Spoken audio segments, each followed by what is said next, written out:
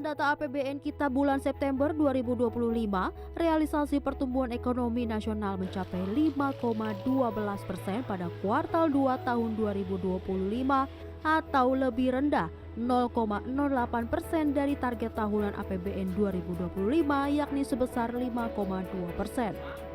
Inflasi di bulan September 2025 secara tahunan sebesar 2,65% atau lebih tinggi 0,1% dari asumsi APBN 2025 yakni sebesar 2,5%. Indikator lainnya, nilai tukar rupiah terhadap dolar berada di level 16.534, lebih tinggi dari asumsi APBN tahun ini yakni sebesar 16.000. Selain itu, hal yang perlu dicatat adalah capaian lifting migas per September 2025 yang mencapai 580,3 ribu barrel per hari atau masih di bawah target APBN sebesar 605 ribu barrel per hari. Secara umum, realisasi indikator ekonomi makro hingga September 2025 berada dalam lintasan yang sejalan dengan asumsi APBN, dengan beberapa indikator menunjukkan kinerja yang lebih baik dari perkiraan awal. Pertumbuhan ekonomi triwulan 2 tercatat 5,12%, lebih tinggi dibandingkan dengan tahun 2024 sebesar 5,03% dan sejalan dengan target APBN sebesar 5,2%. Pertumbuhan didorong oleh konsumsi rumah tangga yang resilient serta investasi, terutama di sektor konstruksi dan hilirisasi industri yang tetap menjadi motor utama. Inflasi umum terkendali di 2,65% sampai dengan September, sedikit lebih tinggi dari target 2,5%, namun masih dalam rentang sasaran. Inflasi volatile food memang mengalami lonjakan sementara, namun tetap dapat direspon melalui penguatan intervensi harga dan stabilisasi administered prices. Sementara itu, Kementerian Investasi dan Hilirisasi atau Badan Koordinasi Penanaman Modal BKPM mencatat realisasi investasi hingga kuartal 2 2025 telah mencapai 477,7 triliun rupiah. Realisasi ini tumbuh 11,5% secara tahunan. Capaian ini setara dengan 25,1% dari target tahun 2025 yang dipatok sebesar 1.905,6 triliun rupiah dengan menyerap tenaga kerja sebanyak 665.764 orang. Banyak hal juga yang kita bisa saya sampaikan karena begitu aktifnya juga peran dari pemerintah, terutama Bapak Presiden, berkunjung ke banyak negara itu juga membuat kepercayaan atau confidence dari banyak pihak luar negeri. Dan dalam kesalahan ini tentu saya ingin menyinggung juga dengan keberadaan Danantara sebagai sovereign wealth fund kita, itu juga menambah kepercayaan dari para investor untuk berinvestasi di Indonesia karena mereka tahu kita juga bersama-sama bisa berinvestasi dengan mereka baik di Indonesia maupun di luar negeri. Namun, bagaimana kondisi ekonomi real masyarakat di tengah capaian ekonomi selama 1 tahun Prabowo Gibran memimpin negeri ini?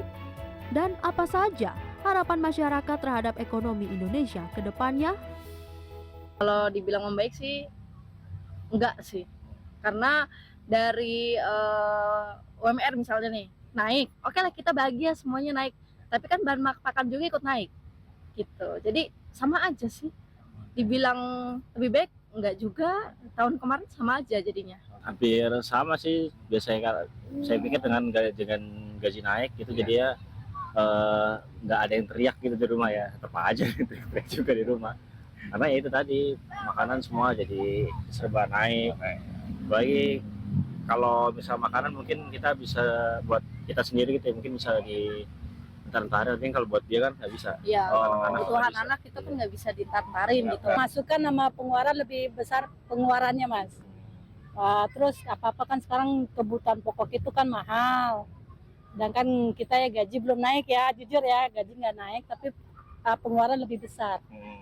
Buat ekonomi ya, kan saya kan lagi kuliah sekarang kan. Untuk biaya kuliah sih sebenarnya harga-harga buat, kan saya kan kebetulan seni rupa, jadi kan perlu kayak kuas kayak cat-cat gitu kan. Nah itu kayak lumayan boncos juga sih buat sekarang, kayak apalagi kan ekonominya makin lama harganya makin tinggi ya, cat-cat ini ya lumayan juga sih nguras buat uang jajan.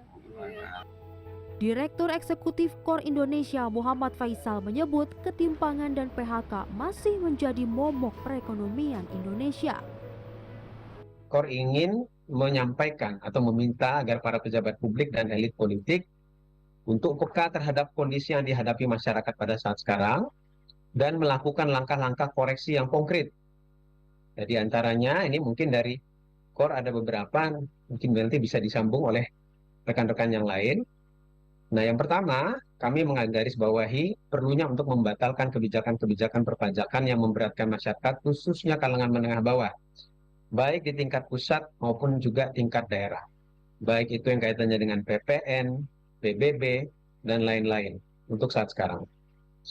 Yang kedua, perlu merevisi potongan transfer ke daerah yang memicu lonjakan pajak dan retribusi daerah oleh berbagai pemerintah kabupaten kota. Lalu, perlu juga merevisi strategi belanja pemerintah dengan membatalkan belanja-belanja yang kurang produktif dan cenderung bersifat pemborosan.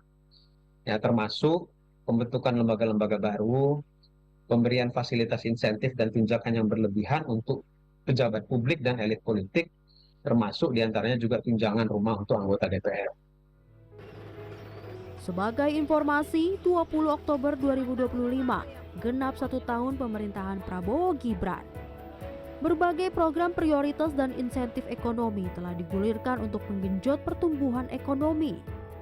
Pergantian Menteri Keuangan menjadi salah satu momen penting Prabowo untuk mempercepat pelaksanaan program prioritas berdasarkan Asta Cita. Agung Happy, Maranatha, Jakarta.